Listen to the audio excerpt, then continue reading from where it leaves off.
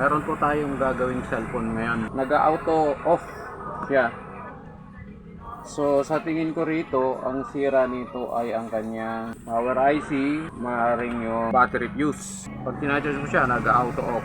Ayan, lumalabas yung logo, mamatay. Maaaring dito sa switch, maayos. Pero check natin yan, yung tatlong yan. Tanggalin muna natin yung SIM card tray na meron siyang SIM na isa, Globe. Yan.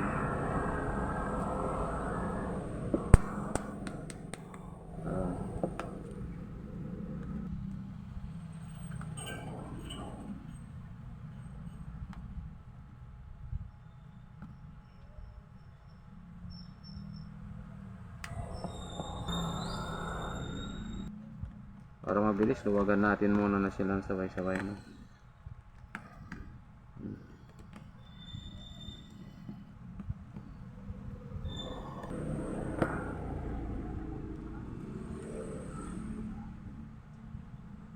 Camera niya rito.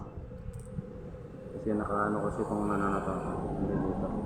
Itong kanyang ano rito.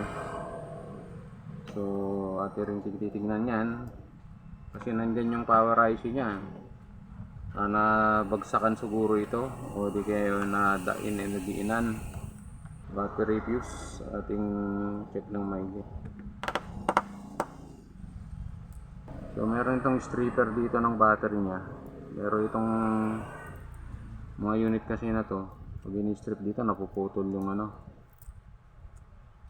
Pero subukan natin. Ayan.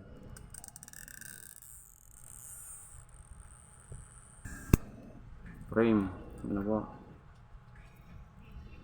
doon sa LCD holder at saka battery holder frame. Pinaka ano nung ano, mantap.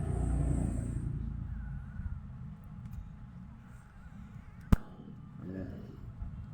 Ayan, tanggalan natin yan, madali na matanggal yung battery. Ayan, nangat lang na ganon.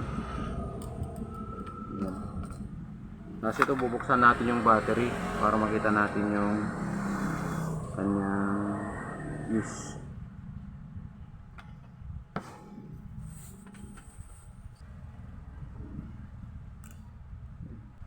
Ang tagit dito. So ito na yung kanyang battery wall. Yan. Ito yung kanyang battery fuse. Ito yun, yung battery fuse natin tatanggalin. Yan. So yung kanyang ano,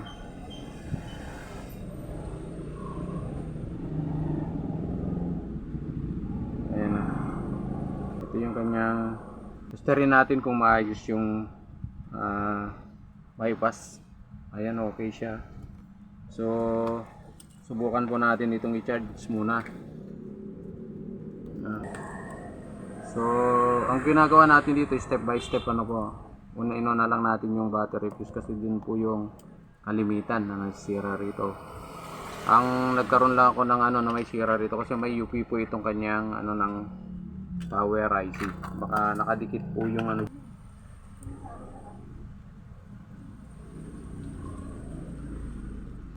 Tatanggalin natin yan.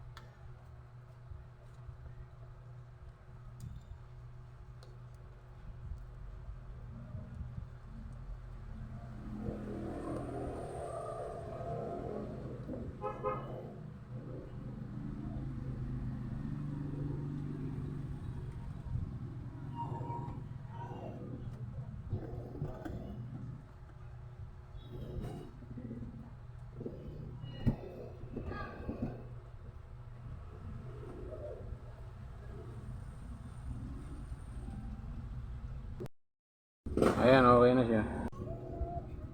Okay na siya. Hindi makita kasi walang ano eh. Yan sa ilaw. Yan.